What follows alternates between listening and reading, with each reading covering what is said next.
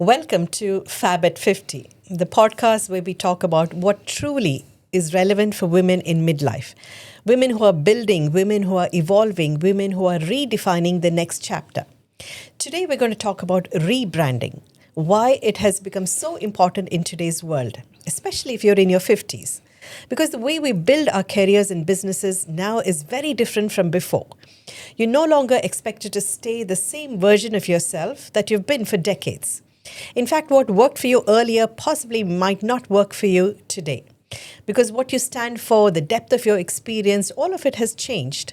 So now in your 50s, you're not starting from scratch. You're actually starting from substance. You're starting from a position of credibility, skills, perspective, and experience. So if your brand hasn't evolved, then the outside world may not be responding to you as you want it to be. That's where rebranding becomes very powerful. And it's not about changing who you are. It's about making your visibility, your message, your positioning to match the level that you're operating now. Because in today's world, attention is so fast. And trust is built on clarity. And clarity begins with a brand that reflects exactly who you are now in your 50s. So who better to talk about rebranding than Vaishali Shah? Vaishali, you are an international award-winning entrepreneur. You've been running two successful businesses, one in Dubai, one in London. And in 2025, you celebrated 25 years of being in business. So through your creative ID, you bring deep marketing expertise and a good understanding of global cultural, on food, on hospitality, on lifestyle brands and all of it. You worked with so many people with, Michelin star chefs to, international hotel chains, even small homegrown concepts too. So you don't just build brands, you actually understand how a brand can connect with the audience, right? Welcome to Fab at 50, Vaishali. So good to have you here. Thank you so much. Such a pleasure to be here. Awesome. So let's start at the beginning, Vaishali. You've been in this business for almost over 2 decades now. So from your perspective, what has fundamentally changed about how women entrepreneurs, they position themselves? Because today's world is so different. Attention spans are so quick. Everybody's doom scrolling no more than 30 seconds. If they don't like you in the first 2 seconds, you've lost the audience, And, visibility is not something that you build over years these days. Visibility is like that quick, sending a message across really, really quick and getting the audience attention because we're also public these days. Everybody's out there. You're constantly being judged. You're constantly being compared to. And within seconds, you've got to prove your point. So how has things changed now and where are we in branding right now? Great question. Thank you. So 25 years ago, when I set up the business, it was very much about word of mouth, referrals, being in front of the right people. Yeah. And that was really important then. But now, as you said, the world has changed. Yeah. And now there's the digital world. And actually, we need to be visible 24/7. So whether you're in a meeting or whether you're asleep, with that digital presence, you need to be available. You need to be showing yourself up there, whether it's through your social media, through your website. So it's very much different now that we've still got the word of mouth and the referrals, which are super powerful. Yeah. But it's also the whole kind of digital landscape that's important. Isn't it, to be It out there is all exhausting. the time. And what's even more important now is trust. And I always say that trust is the new currency. And building that trust with people, especially as you said, attention spans are quicker, people are scrolling quickly. So how do you get noticed? How do you stand out? And that's where your branding, your personal branding, everything about you and what you represent is increasingly important now. So you've got to be there all the time. Yeah. Your presence has to be there. Yeah. Doesn't mean that you are working 24/7, Yeah. but let your website work for you whilst you're asleep. Let your social media work for you. Do your networking. So it's looking at all those various touch points so that there is a continual presence. It doesn't mean that we have to wear ourselves out, be overwhelmed and we have to be on 24/7. No, but our brand needs to be visible. And also the world has got smaller. There's different time differences. So, you want that no continual longer presence. is branding just about your community or your country, right? Now we can access anywhere around the world and people know you from any part of the world. And that's also beautiful, Yes. because actually through online you can have customers all around the world. Yeah. So that's also makes So makes branding an has interesting completely opportunity. changed, hasn't it? Exactly. Yeah. Exactly. Awesome. So, I mean, and also we're not building this brand in silence, right? We've got to be out there in public, put ourselves out there, and that means your story, your positioning, what is that one message you're sending across has to be consistent, hasn't it? Correct, because with so much noise out there, you need to know what you represent, what you stand for, Yeah. what your values are. I'm a big believer in understanding your values, because through understanding your values comes that clarity. You don't need to be the right person for everybody. Yeah. You need to be the right person for those people that want to buy your products or services. So having that clarity, I think, really helps. And also, as we've seen with the world, through ups and downs, Yeah. through economic crisis, through various things that are happening, I think if you have solid brand values, then you know what you stand for. If an opportunity comes out for you, whether it's a collaboration, whether it's a guest podcast, if have a look at it and see, does it reflect your values? Yeah. And if it does, then you know to take that on, to Yeah. embrace it. And if it doesn't, then you can let it go by. You don't have to say yes to everything. Exactly. And find your niche, right? It's so important, especially for us women in our midlife, to find that little niche. And that niche comes from years of experience, doesn't it? And then once you found your niche, go all out in branding yourself. Correct, because that's an important foundation for you. Awesome.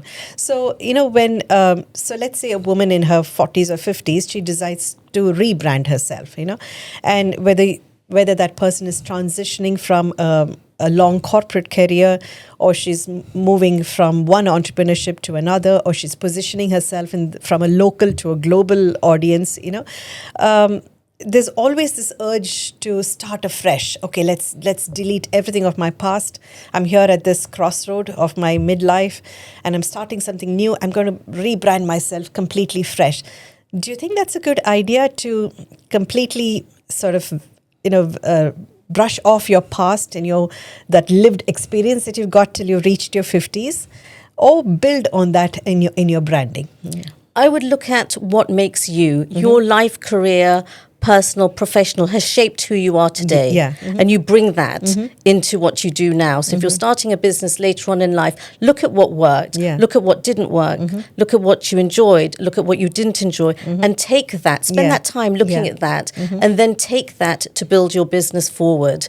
Because I think that's when it becomes, I know the word authentic is overused a lot, but Yeah. that's when it becomes authentic and genuine. And also you'll have that interest and that passion, because if that's someone who you are, Yeah. rather than trying to be somebody that you're not. Exactly. I would say Yeah. take that, and then see, branding is also about being relevant. So what is it what you've learned, but what is it, if you're setting up your business now and you're rebranding yourself, what is it that is relevant today? Yeah. What can you bring in that you have, and then also what do you need to learn, or bring in the right team, Yeah. or do things to, it could be education, learning new skills, so that you are relevant for today. Exactly. I mean, I can only talk from my point of view. Like, I've been a yoga teacher for 10 years, and I love talking to people. I love being in front of an audience and talking. I love meeting new people. So from the yoga mat to the podcast chair, so it's just been a natural transition for me. So I'm just building on what I already had. So that made so much sense to me, So I think this could be someone else who's trying to rebrand themselves, build on something that you already have, and not sort of start afresh and say, I don't want to talk about that. Exactly. And 26 years ago, 25 years ago, there was no podcasting. Yeah, yeah. So it's what are the channels that are out there now that you can embrace to help Exactly. share your message. So for you, it's perfect what you've said. I mean, even this you niche brought that of podcasting Fab in. at 50, it's me. I turned 50 and I'm like, what can I do? How can I build my niche? Well, I'm going to build my niche on what I am, and look at the kind of the community that I've attracted, people like you we're all in the same age group, and we're all doing such lovely things, isn't it? So just be authentic, be who you are, and you'll find your tribe. Exactly. Yeah. And you've carved out a beautiful niche and community, an area that you can focus on. Yeah. So I love that. Awesome. So now, let's say somebody is trying to rebrand themselves. Now, this is such a noisy field, isn't it? There's fancy trends coming up every single day, every single minute, I would say. There's so much of noise out there. So as a branding expert, how would you guide women towards building a personal brand? I mean, how can a woman be authentic? I know it's been used often. Would you say just imitate somebody who's doing well, or or just stick to yourself and be true to yourself? What would you say is what is the formula that would work in rebranding? So certainly you can be inspired by others. There's some great inspirational people that we can kind of learn from, draw from, read their books, listen to their podcasts. But I'd say, what is you? What makes you you? What is distinctly you? That is your superpower. And that is what you want to build on, so that then you are genuine, you are distinctly you. So there may be others doing podcasting. There are certainly a lot of other people doing branding. Yeah. But what makes me different? And that is through the life experiences that I've had, my international outlook and perspective. But what is it that makes me different? And that's the first question that I ask a client. Sometimes they'll know straight away. Yeah. Sometimes they don't, and they need to kind of deep dive, and we'll work on that together. Because once you've got that, that's your core, that's your foundation. And then we can build on that. Then we look at that, at your messaging. So how do we get that messaging out? Is it through your website? Is it through doing podcasts? Is it through blogging? Is it through your social media? All these touch points, all these interactions are what's important to build that trust, using that word again, to build that trust with your audience, with your customers and your potential customers. The way you dress, the way you appear, the way you show up in the world, that's what's really important. But you need your superpower, your messaging, your clarity first, and then we can build on that across the touch points. And to be clear in what message you're sending out. Right? Clarity is key. Exactly. So somebody comes to you and says, you know what, I'm looking to rebrand myself. Can you help me? First thing first is women are sort of shy to put themselves out there, isn't it? It almost feels like self-promotion. I mean, I would hate to have the limelight on me all the time. But you have to, isn't it? When you're rebranding yourself, you've got to talk about yourself on your website. You've got to come out there and talk about your product. So do you find women sort of shying from this self-promotion and having the limelight shine on them? I am the perfect example. I am living this now. I call myself... How do we get out of this and say, you know what, we've got to be out there. There's nothing wrong in showing what you're capable of. You know? Exactly. And I call myself a natural introvert, but I realized over the last few years that I have a message to share. And that to me is key. So I've had to face the fear. Even, walking in today, I was like, oh, what am I doing? But I know that I have an important message. So I've pushed myself. And I think as an entrepreneur, you need to kind of be comfortable in the uncomfortable. So I would say, you go for it. I think a lot of people later on in life are waiting for permission. No one's going to come and give you permission. Exactly, yeah. And if you want, I will give you the permission. Yeah. But go for it and do that and face the fear. And something I found interesting is that I've started to reframe it. Rather than thinking about visibility is about me and I'm bragging and I'm being self-promotional, I'm actually thinking about it as I'm doing a service. By myself being visible, I am helping others find me. Somebody out there could gain from this. Exactly. And I think that reframe is powerful. Yeah. So it's not about me, it's actually helping others. Yeah. And if I'm invisible, then I'm doing a disservice to others. Yeah. So I think if you can change that mindset, then I think you'll realize that actually you are helping others. And you know what? There's nothing wrong with having a bit of adrenaline and being a little bit nervous. Yeah. But I think if you, again, going back to you've got your superpower, then you've worked out what's important to you and your values, then you can help others. Yeah, awesome. So, I mean, it's no harm shining the limelight on you. Correct. Go for it, do it, right? Awesome. So, as women entrepreneurs in their midlife, do you see personal branding as a tool for growth or something that naturally, you start to establish yourself as a person of authority on it? So somebody comes to you for rebranding.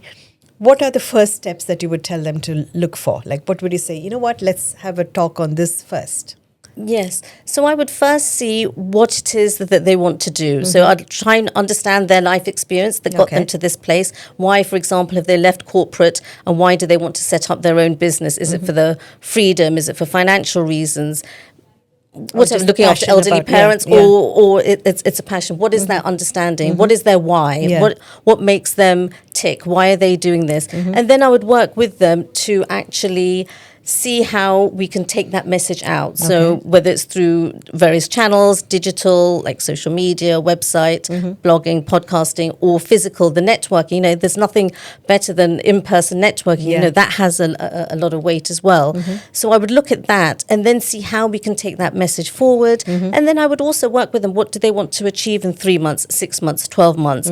And then also I would be their accountability person. I will also push them and so that they can take those steps to be visible. So they're rebranding themselves as a person because they were a corporate person, for example, and now they are an entrepreneur, a female founder, let's say. And then how can we get that message out?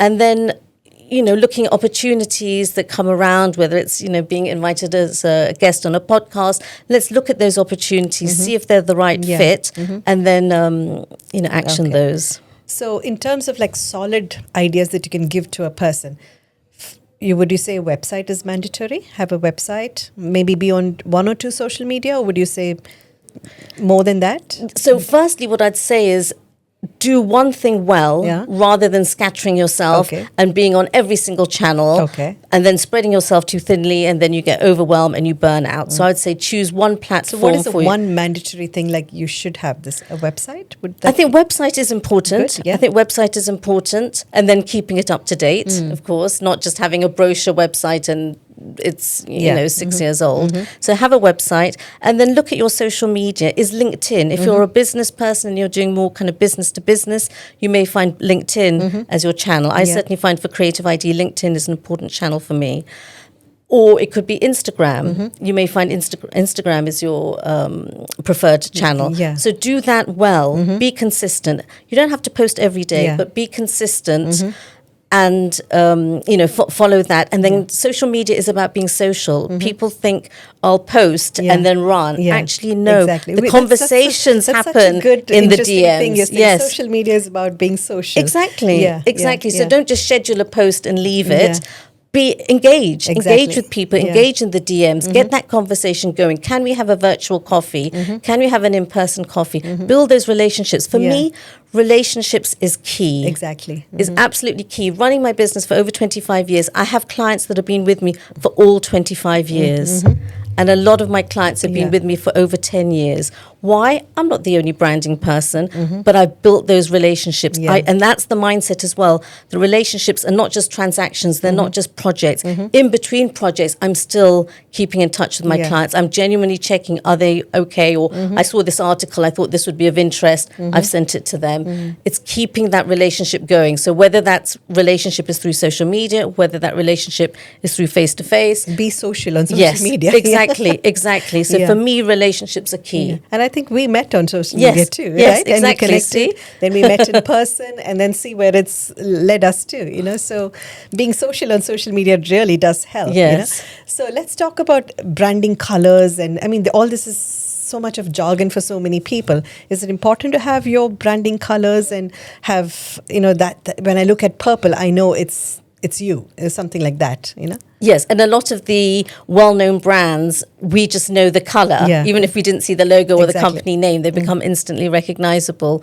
I think color is important. There's a big kind of color psychology, and each color has a meaning. But that's why working with an expert, a branding expert, is important, because you're not just doing what you like. It's not just like, oh, my favorite colors are teal and black. I'm not going to design in teal and black if that's not right for the client. It's what does the client's audience want? So then you look at that, and let's say it's nature. So a lot of sustainable brands, nature brands, use green as a color. Understandably, it's the earth, it's eco. So do you want to blend in and go with green, which is recognizable and understandable, or do you want to be a disruptor and actually think, you know what, everyone is doing green. For nature, I'm going to do something different. I'm going to go orange. So it's really understanding who your brand is. Are you a brand that wants to kind of fit in with the landscape? Perfect. Or are you a disruptor brand and want to do something different and be known for doing things differently? Then you choose the different colors, you choose different fonts. So again, that's understanding what you want and working with your brand branding designer to help you. And that's why, for example, I have a 15-question questionnaire that I send to my clients at the beginning, so I can really understand what it is they want. And also about good branding is you want it to be future-proofed. Yeah. You know, the Coca-Cola logo hasn't changed in over 100 years. So that's the testament of a good, solid brand. So I will ask questions of where you see yourself today, 12 months and 2 years' time, to try and future-proof your brand so that it evolves with you. As people, we evolve. Yeah. So your brand should also evolve with you. Awesome. So there's so much of depth about branding, isn't it? And if somebody cannot, say, go to a branding specialist and they're doing it all on their own, you would just say start small, start by having a website, keep updating it regularly, possibly choose 2 social media and post regularly, or be active, be social on it, as you say, talk to people, keep answering DMs, or just engaging with their posts too. What you give is what you get, isn't it? Yeah. Right. So start there, and then eventually your brand will start to develop, right? And be as authentic as you are. You don't have to do something that's not you, right? See, I'm into the field of yoga, but I love makeup. I love beauty. So I do post about beauty, and I post about, that's me. Take me or leave me. That's the whole me. I've been following the Met Gala outfits, and I'm like, I love them. You know, and I mean, this is me, and so you just go out there and show what the real you is. It doesn't have to be just your business at all times, isn't it? Exactly. Very good point. People think that, it's got to be just about the business, but we're talking about personal brand. Exactly. It's Show about the the real person. you. What excites you? What makes you tick? For example, for me, I'm a foodie and I love going to new restaurants. I will share that on my social media of what it is. Was it the flavors that interested me as a designer? Was it the look of the design of the menus? Was it the interiors? So that people build a picture of who you are. Yeah. Again, we've heard it many times, but people buy from people. Exactly. Yeah. So really, I want to know who you are. There's a lot of other great yoga people. There's a lot of great podcast hosts. But what is it that makes you? Because I'm going to buy into that. Yeah. I'm going to buy into that. That's where my trust comes in. And so with all of this communication, however you communicate, is to build that trust and to build that excitement that actually, you know what, I want to work with you. I want to work with you because you know what, you're my person. Exactly. You understand me. You may be a little bit vulnerable on social media and shared a story, something a bit personal, but that resonated with me. That's what it is. We're not talking about corporate branding here. It's personal. Exactly. Emphasis on the personal. Personal branding. That's a big difference, isn't it? So, I mean, let's talk of what are the biggest mistakes that people make in personal branding? Like, what is it like? Whoa, I wouldn't advise you to do this. I think not being genuine or authentic. So, if your brand is about being part of the landscape, don't try and be disruptive. Yeah. If that's not what you're about. I think also where you position yourself. I think it's important. You are the right person for the right people. You don't need to be everywhere. So you should be in front of the people that you want to be in. So there's no point being in a 20s disco or something like that if your people aren't going to be there. If your people are in a 5-star hotel or a nice coffee bar with nice aesthetics, that's where you want to be. So to turn up to where you want where your people are going to be. So again, that's where your messaging and your clarity comes in. So I think that's what's important. I think one, you can't be something to everybody, so niching we talked about, and then being in those right places. I think those are the 2 important things. Then you become authentic, you become genuine, and people kind of can buy into you. And when you do this personal branding, do you find a difference from women or people in their 20s and 30s and people in their 40s and 50s coming to you? And would you advise them any differently, or is it all the same?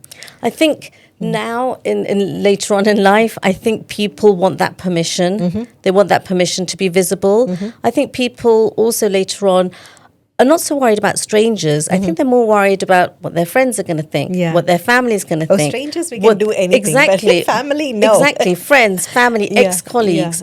So I think that's also what puts people off. Whereas I think in your 20s, you're more carefree. You're not really worrying about things like that, and you'll just post, and you've been brought up in that world. So I think sometimes we can overthink it. And I think people wait for that perfect time. There is no perfect time. People wait for, my website has to be perfect. My photographs have to be amazing. but actually, you know what? That's another 6 months' time. I always say, done is better than perfect. Yeah. So make that start. Just do it. Yeah. Make that start, and then evolve. Then adapt. Something didn't work. Okay, you know what? Yeah. We learn from our lessons. Exactly, yeah. So I would say to start and not to overthink and not to worry about what others are going to think. If you feel you've got a good idea, Go for it. Go for it. Yeah. So awesome. So we've had such an interesting discussion on rebranding. I mean, this is something that I think it's a need of the hour now, isn't it? Because it's no point being all over the place and doing so much of stuff and not achieving anything. But bring your niche in, brand yourself, talk in one voice, talk about what is it that you're building, and have that consistent message going out. So then people identify that with you, isn't it? The world is looking at you now. Today, it's not like you can be private and build a brand. You have to be out there. So any last words of advice? just do it. Just do it. Yes. Yeah. Don't overthink. Be Somebody yourself. thinking, oh, I don't want to be on social media. It's too. Maybe you can even not show your face, right? There's so many ways. Yeah, If you don't want to be on social media, or rather, if you want to be on social media but you don't want to show your face, there's so many other ways. Yeah. You can show behind the scenes. You can show, a side profile of you. You can show your work. There's lots of clever ways that you can do it. And also have a look at your business. If you find that actually your clients are not on social media, Yeah. that's fine. Then actually, if you find that, I don't know, you're a boutique luxury brand and actually your people are not on social media, but for you it's those personal connections, and you want to do, let's say you're in fashion, you want to do a trunk show or something, and you want to do that in person, get 15 ladies, 20 Yeah. ladies, and market yourself that way, that's fine. Yeah. Social media is a quick way to get your message out, but if it doesn't It's not sit the for you- only way. correct. Yeah. If it doesn't sit with you, there are other ways that you can do it. And people in financial services, for example, social media may not be their thing, Yeah. but it may be more the events, the webinars, the things that they host. So I'd say look at what you can do. Just be visible in your way. If Yeah. it's not social media, that's fine, but just be visible in what makes sense for you. Exactly. And if you are on connect social with media, your audience. be social. Yes. Right? Yeah. Awesome. So as we wrap up today's conversation, I mean, rebranding in your 50s is not about just becoming somebody totally new. It's just about being precise, being clear about what message you want to send to the world. It's about aligning your experience, your voice, your values, and just putting it out there so it's one clear message to the world, because in your 50s, when you're rebranding yourself, you're not building from uncertainty. You're very clear. You know where you want to go, and you have all that wisdom and lived experience, right? So here we are trying to be visible, but we define our visibility in our own way, on our own terms. Isn't that the message? Exactly, Yes. exactly that. So awesome, lovely talking to you, Vaishali. I mean, it's so important the message that you're saying, because no point just rambling along. Ramble along with a clear clarity. That would make so much more sense if you're starting a business, if you're just entering into a new field, right? Thank you so much for being on this podcast, and thank you, Fab at 50. We got Thank this. you very Yes. much. Thank you very Thank you so much. much for being on my podcast. Thank you so much. Love Really talking enjoyed to it. you. Yeah. Awesome. Thank So you. hopefully somebody gains from this and somebody reaches out. Do reach out to Vaishali if you're listening to this. She's the expert. If you're stuck there and don't know where to go, what to do, just Please, talk to her. Yes. please get on a call with me. I'd love to. I'll ask you lots of questions, Yeah. but so that we can uncover what it is that you want to achieve. I'd be delighted to do that. Awesome. Thank you so much. Fab at 50.